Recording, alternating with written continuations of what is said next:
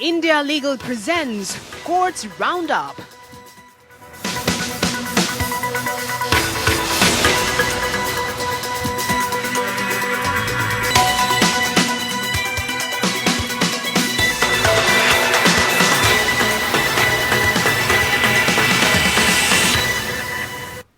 नमस्कार, मैं हूं आपके साथ पूजा कविया गोमा। कोर्ट्स राउंडअप में आप सभी का स्वागत है। इस बुलेटिन में अगले आधे घंटे हम आपको कोर्ट से जुड़ी तमाम छोटी बड़ी खबरों से रूबरू करवाएंगे।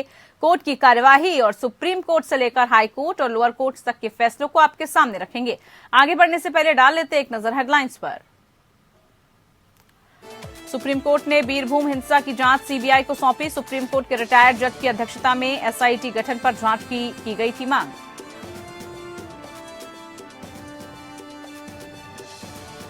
महात्मा गांधी के प्रपौत्र तुषार गांधी ने साबरमती आश्रम पुनर्विकास योजना को दी सुप्रीम कोर्ट में चुनौती। कहा, साबरमती आश्रम की प्राचीन सादगी भ्रष्ट हो जाएगी। 1 अप्रैल को है सुनवाई।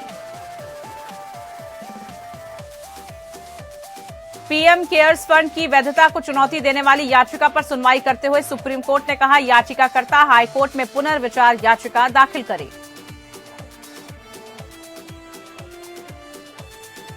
कालकाजी मंदिर परिसर में झुग्गियां हटाने को लेकर दिल्ली हाईकोर्ट के फैसले में सुप्रीम कोर्ट ने दखल देने से किया इंकार।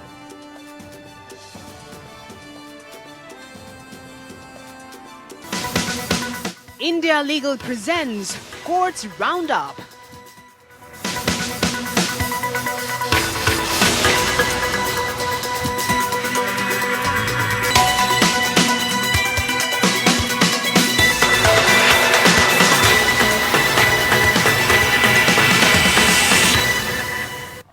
कलकत्ता उच्च न्यायालय ने पश्चिम बंगाल के बीरभूम जिले में हुई हिंसा की जांच सीबीआई को स्थानांतरित कर दी है।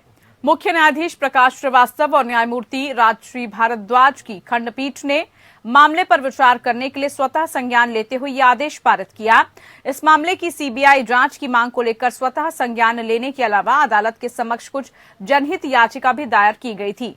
कोर्ट ने स्पष्ट किया कि न्याय के हित में और सच्चाई का पता लगाने के लिए निष्पक्ष जांच कराने के आदेश दिए गए थे।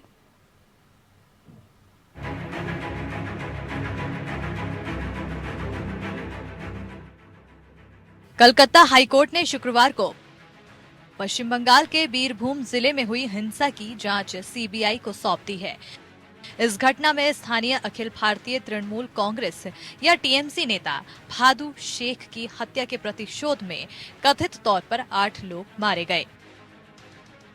पश्चिम बंगाल के बीरभूम में हुई हिंसा का मामला सुप्रीम कोर्ट पहुंच गया है। सुप्रीम कोर्ट में जनहित याचिका दायर की गई है। याचिका में सुप्रीम कोर्ट के रिटायर्ड जज की अध्यक्षता में एसआईटी गठन कर जांच की मांग की गई है।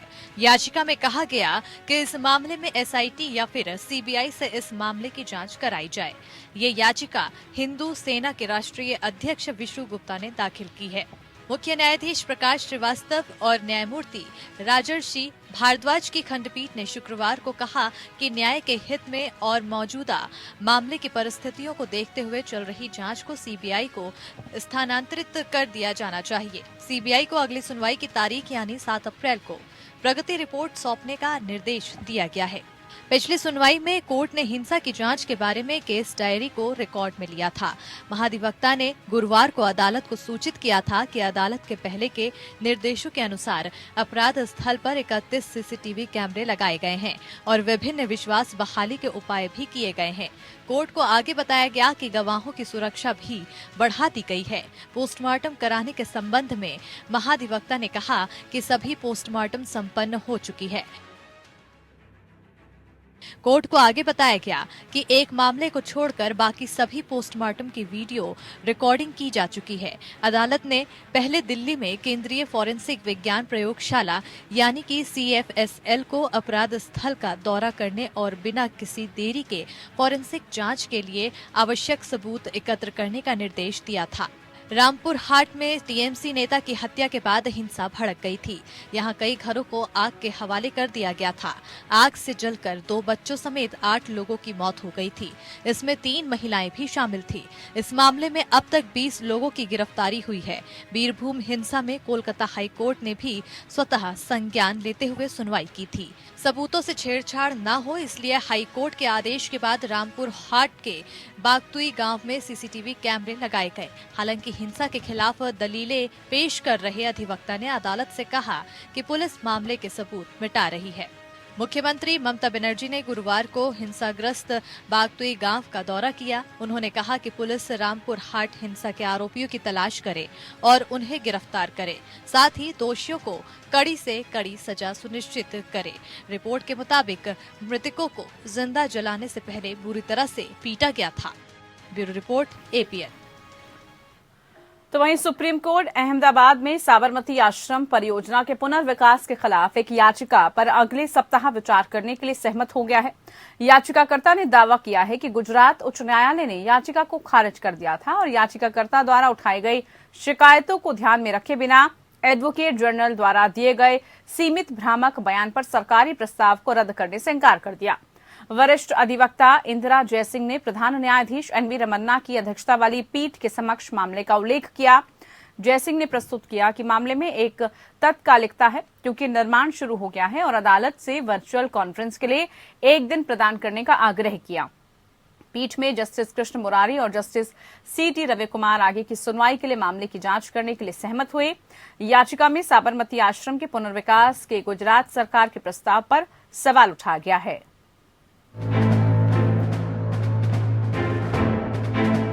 साबरमती में गांधी आश्रम की पुनर्विकास योजना पर गुजरात सरकार के फैसले के खिलाफ महात्मा गांधी के प्रपौत्र तुषार गांधी सुप्रीम कोर्ट पहुंचे हैं। साथ ही सुप्रीम कोर्ट से जल्द सुनवाई की मांग की है। इस मामले पर सुप्रीम कोर्ट में 1 अप्रैल को सुनवाई होगी। तुषार गांधी ने गुजरात हाई कोर्ट के फैसले को चुनौती दी है। हाई कोर्ट ने 25 नवंबर 2021 को तुषार की याचिका खारिज कर दी थी। तुषार का कहना है कि उक्त परियोजना से साबरमती आश्रम की भौतिक संरचना बदल जाएगी और इसकी प्राचीन सादगी भ्रष्ट हो जाएगी। तुषार गांधी की ओर इंदिरा जयसिंह ने सीजीआई एनवी रमन्ना की बेंच से जल्द सुनवाई की मांग की है। सीजीआई रमन्ना ने कहा कि याचिका पर 1 अप्रैल को सुनवाई होगी।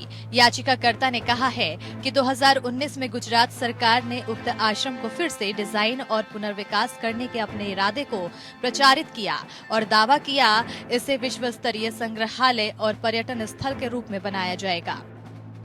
कथित तौर पर 40 से अधिक सर्वांगसम इमारतों की पहचान की गई, जिन्हें संरक्षित किया जाएगा, जबकि बाकी लगभग 200 को ढहा दिया जाएगा। योजना में कैफे, पार्किंग स्थल, पार्क और चंद्रभागा नदी की धारा के पुनरुद्धार जैसी सुविधाएं बनाने का वादा किया गया। याचिकाकर्ता को डर है कि परियोजना से साबरमती आश्रम की भौतिक संरचना बदल जाएगी और इसकी प्राचीन सादगी भ्रष्ट हो जाएगी, जो गांधी जी की विचारधारा को मूर्त रूप देती है और इसे व्यापक बनाती है। ये इन महत्वपूर्ण गांधीवादी सिद्धांतों के विपरीत है जो आश्रम का प्रतीक है। राष्ट्रपिता महात्मा गांधी अहमदाबाद स्थित साबरमती आश्रम में लंबे समय तक रहे थे और ये देश के आजादी के आंदोलन से करीबी से जुड़ा रहा है।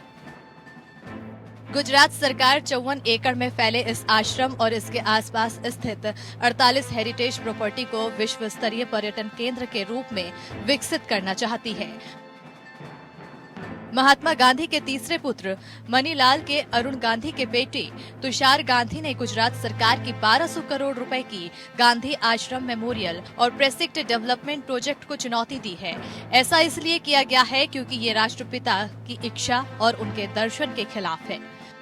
गुजरात हाई कोर्ट में दाखिल याचिका में गुजरात सरकार साबरमती आश्रम की विभिन्न गतिविधियों की देखभाल करने वाले 6 ट्रस्टों, गांधी स्मारक निधि नामक चैरिटेबल ट्रस्ट, अहमदाबाद नगर निगम तथा प्रोजेक्ट से जुड़े अन्य सभी लोगों को प्रतिवादी बनाया गया था। लेखक और सामाजिक कार्यकर्ता तुषार गांधी ने इन ट्रस्टों से सवाल किया कि वो अपनी जिम्मेदारी क्यों नहीं निभा पा रहे हैं।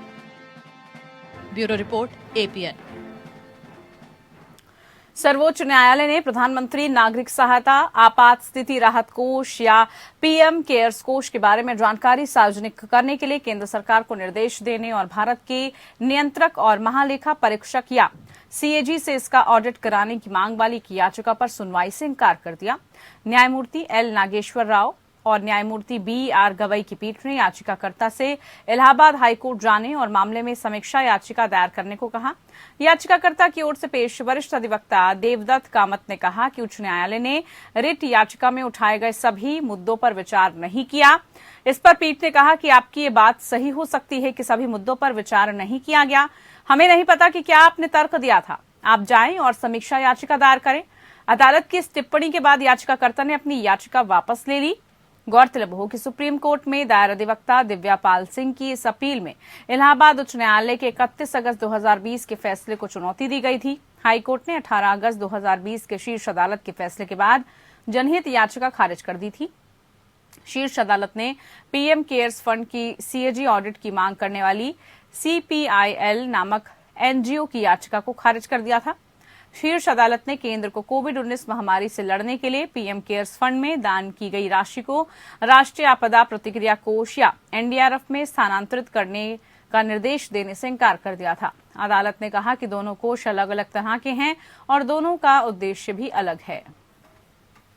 बात अब राजधानी दिल्ली की, जहां पर कालकाजी मंदिर से अतिक्रमण हटाने के मामले में सुप्रीम कोर्ट ने हाईकोर्ट के आदेश में दखल देने से साफ इंकार कर दिया। दिल्ली हाईकोर्ट ने दक्षिण दिल्ली के कालकाजी मंदिर में अवैध कब्जा करने वाले और दुकानदारों को अतिक्रमण हटाने के लिए आदेशित किया था। कालकाजी मंदिर के पास दुकानदारों के अतिक्रमण की समस्या है। इससे रास्ता संकरा हो गया है और लोगों को आवाजाही में परेशानी हो रही है। इस मामले की हाईकोर्ट में भी सुनवाई चल रही है। हाईकोर्ट के फैसले के संदर्भ में जस्टिस DY चंद्रचूड़ और सूर्यकांत की पीठ ने कहा, हम याचिका पर विचार करने की इच्छुक नहीं हैं। सुप्रीम कोर्ट ने कालकाजी मंदिर के अतिक्रमण को लेकर हाईकोर्ट के फैसले में दखल देने से साफ इंकार कर दिया था। प्रशासन ने बृहस्पतिवार को हाईकोर्ट के आदेश पर कालकाजी मंदिर परिसर से 60 झुग्गियों को हटा दिया। आदेश में मंदिर के आसपास अवैध रूप से चल रहे लोगों के अतिक्रमण को हटाने की बात कही गई थी। कोर्ट ने कालकाजी मंदिर के पुनर्विकास के मामले में 15 जनवरी की सुनवाई के दौरान अतिक्रमण हटाने को नवीनीकरण के लिए जरूरी बताया था। गौरतलब हो कि कालकाजी मंदिर के आसपास धर्मशालाओं और झुग्गियों में काफी लोग अवैध रूप से बसे हुए हैं। कोर्ट के अनुसार अप्रैल में शुरू हो रही चैत्र नवरात्रि में मंदिर में संख्या ज्यादा हो जाएगी और उससे पहले ही आसपास मौजूद धर्मशालाओं और झुग्गियों को खाली होना आवश्यक है। इसी क्रम में कोर्ट ने 24 मार्च से ही अतिक्रमण हटाने के संदर्भ में आदेश दिया है, जिसके तहत ये कार्रवाई की गई है। झुग्गी में रहने वाले लोगों का कहना है कि उन्हें इस कार्रवाई के पहले भी कोई सूचना नहीं दी गई थी और अचानक ही झुग्गियों को तोड़ना शुरू कर दिया गया। एक झुग्गीवासी ने बताया कि उसके पास आधार कार्ड, राशन कार्ड और अन्य संबंधित कागजात हैं, लेकिन फिर भी उनके निवास के लिए सरकार की तरफ से कोई व्यवस्था नहीं की गई। वहीं सुप्रीम कोर्ट ने माना कि आयुष और सरकारी अस्पतालों में काम करने वाले एलोपैथी डॉक्टर दोनों समान वेतन के हकदार हैं और अनुच्छेद 14 के तहत गुणवत्ता के अधिकार का उल्लंघन करते हैं। आयुष में आयुर्वेद, योग, प्राकृतिक चिकित्सा, यूनानी, सिद्ध और होम्योपैथी औषधि विज्ञान आते हैं। इसलिए न्यायमूर्ति विनीत सरन और न्यायमूर्ति JK माहेश्वरी की खंडपीठ ने उत्तराखंड उच्च न्यायालय के उस फैसले को बरकरार रखा जिसमें आयुष और एलोपैथी डॉक्टरों के लिए अलग अलग वेतन देने के राज्य सरकार के कदम को खारिज कर दिया गया था। बेंच ने जोर देकर कहा कि दोनों के बीच कोई भी अंतर अनुच्छेद 14 का उल्लंघन है। शीर्ष अदालत उच्च न्यायालय के एक फैसले के खिलाफ उत्तराखंड सरकार द्वारा दायर एक विशेष अनुमति याचिका पर सुनवाई कर रही थी, जिसमें कहा गया था कि आयुष और एलोपैथिक डॉक्टर समान वेतन के हकदार हैं। राज्य ने 2012 में समान वेतन के तहत 2 प्रकार के डॉक्टरों की भर्ती की थी, लेकिन बाद में केवल एलोपैथी डॉक्टरों के वेतन को दोगुना कर दिया गया, ये तर्क देकर कि उनका काम अधिक गंभीर और महत्वपूर्ण है। एक बिंदु ये अदालतों में दोहराया है। शीर्ष अदालत ने कहा कि दोनों तरफ के डॉक्टर मरीजों का इलाज अपनी अपनी प्रक्रिया के अनुसार करते हैं। प्रतिवादी आयुष डॉक्टरों के वकील डॉक्टर कार्तिकेय हरिगुप्ता थे। पिछले साल अगस्त में सुप्रीम कोर्ट ने माना था कि आयुष के तहत आने वाले आयुर्वेदिक डॉक्टर एलोपैथिक डॉक्टरों के समान 65 वर्ष की बढ़ी हुई सेवानिवृत्ति आयु के लाभ के हकदार हैं और दोनों रोगियों को सेवा प्रदान करते हुए ये मुख्य पहलू है। उन्हें अलग करने के लिए भी कुछ नहीं किया गया है। पटना हाईकोर्ट को बिहार के विधि सचिव प्रभारी ज्योति स्वरूप श्रीवास्तव और संयुक्त सचिव उमेश कुमार शर्मा के खिलाफ लोक अभियोजन या पब्लिक प्रोसिक्यूटर की पुनर्नियुक्ति से संबंधित मामले में अपने आदेश की अवज्ञा के लिए अवमानना कार्रवाई शुरू की गई। न्यायमूर्ति पीबी बंजथरी की एकल पीठ ने कहा कि बिहार के विधि सचिव प्रभारी ज्योति स्वरूप श्रीवास्तव और संयुक्त सचिव उमेश कुमार शर्मा व्यक्तिगत रूप से अदालत में उपस्थित रहेंगे। ये ध्यान दिया जाना चाहिए कि इस कोर्ट के आदेशों की अवज्ञा स्पष्ट रूप से अवमानना है। मामला 2019 में सरकार द्वारा मोतिहारी के तत्कालीन पीपी जयप्रकाश मिश्रा की सेवा समाप्त करने से संबंधित है, जिसे अदालत ने दिसंबर 2021 में एक रिट के माध्यम से सरकार की कार्रवाई को चुनौती देने के बाद अवैध और अनुचित ठहराया था। कोर्ट ने सरकार को मिश्रा को पीपी के रूप में बहाल करने का निर्देश दिया था। जब विधि विभाग ने 1 सप्ताह के भीतर अदालत के आदेश के बावजूद उनकी सेवा बहाल करने से इंकार कर दिया था, तो मिश्रा ने इस साल जनवरी में अवमानना का मामला दायर किया था। अवमानना मामले की सुनवाई के दौरान न्यायमूर्ति बंजथरी ने कहा, सचिव और संयुक्त सचिव कानून विभाग अवमानना याचिका का सामना करने के लिए अदालत में उपस्थित होंगे। ये ध्यान दिया जाना चाहिए कि 21 दिसंबर 2021 के इस अदालत के आदेशों की अवज्ञा स्पष्ट रूप से अवमानना के समान है। कोर्ट को दिया गया अंडरटेकिंग की अवज्ञा अवमानना है। इससे पहले इसी मामले में अदालत ने मुख्यमंत्री कार्यालय को एक कारण बताओ नोटिस भेजा था, जब कानून विभाग के संयुक्त सचिव ने कहा था कि मिश्रा की नियुक्ति के संबंध में फाइल मुख्यमंत्री की मंजूरी के लिए लंबित थी। याचिकाकर्ता के वकील सतीश चंद्र मिश्रा ने कहा कि अवमानना के मामले में सचिव के रूप में वरिष्ठ नौकरशाह के खिलाफ आरोप तय करना दुर्लभ है। 2003 में न्यायमूर्ति RS गर्ग की अदालत ने तत्कालीन मुख्य सचिव KLS सुब्रमण्यम को तलब किया था और अदालत की अवमानना के संबंधित मामले में उनकी गिरफ्तारी का आदेश दिया था। वहीं पंजाब सरकार ने पंजाब हरियाणा हाईकोर्ट में स्वीकार किया कि जिम और हेल्थ क्लब बिना किसी लाइसेंस के फूड सप्लीमेंट और अन्य प्रतिबंधित दवाएं उपलब्ध करवा रहे हैं। इस पर हाईकोर्ट ने पंजाब सरकार को फटकार लगाते हुए कहा कि जब सरकार खुद मान रही है कि जिम और हेल्थ क्लबों में ऐसा चल रहा है, तो कार्रवाई क्यों नहीं की जा रही। कोर्ट ने पंजाब सरकार से 6 मई तक एक्शन टेकन रिपोर्ट मांगी है। लुधियाना निवासी रवि कुमार ने एडवोकेट मोहिंदर कुमार के माध्यम से याचिका दाखिल करते हुए हाईकोर्ट को बताया कि पंजाब में जिम और हेल्थ क्लब ट्रेनिंग के लिए आने वाले फूड सप्लीमेंट और अन्य कुछ दवाएं देते हैं। दावा यह भी किया जाता है कि इनका सेवन करने से बॉडी बिल्डिंग में मदद मिलती है, जबकि जिम और इन हेल्थ क्लबों के पास इन दवाओं को देने के लिए कोई लाइसेंस नहीं होते। इन दवाओं के सेवन से पहले डॉक्टर की सलाह लेनी जरूरी है, लेकिन ऐसा नहीं किया जाता। बिना लाइसेंस और प्रिस्क्रिप्शन के दवाएं दे दी जाती हैं। याची द्वारा हाईकोर्ट को बताया गया कि कई प्रतिबंधित दवाएं भी जिम के ट्रेनरों और मालिकों द्वारा बेची जा रही है। कुछ दवाएं तो ऐसी हैं जिन पर अमेरिका, यूरोप समेत कई देशों में प्रतिबंध लगाया जा चुका है। याचिकाकर्ता को एक डॉक्टर ने बताया कि ये दवाएं घोड़ों को दी जाती हैं, जिनका मनुष्यों पर इस्तेमाल पूरी तरह से प्रतिबंधित है। बावजूद इसके ये दवाएं जिम और हेल्थ क्लबों में दी जा रही हैं। इन सब पर प्रतिबंध लगाया जाना चाहिए। सरकार ने हलफनामे में स्वीकार किया कि निरीक्षण के दौरान जांच में ऐसे मामले सामने आए हैं जहां पर इन दवाओं को जिम में आने वालों को दिया जाता है, लेकिन इन्हें बेचने के लिए प्रदर्शित नहीं किया जाता। हाईकोर्ट ने कहा कि हलफनामा कार्रवाई के बारे में मौन है, ऐसे में इसे स्वीकार नहीं किया जा सकता। हाईकोर्ट ने अब पंजाब के स्वास्थ्य और परिवार कल्याण विभाग के सचिव और फूड एंड ड्रग्स एडमिनिस्ट्रेशन के संयुक्त सचिव को 6 मई तक इस मामले में कार्रवाई करके जानकारी देने का आदेश सुनाया है। चलिए इसी के साथ कोर्ट्स राउंडअप में फिलहाल के लिए इतना ही। नमस्कार। India Legal presents Courts Roundup.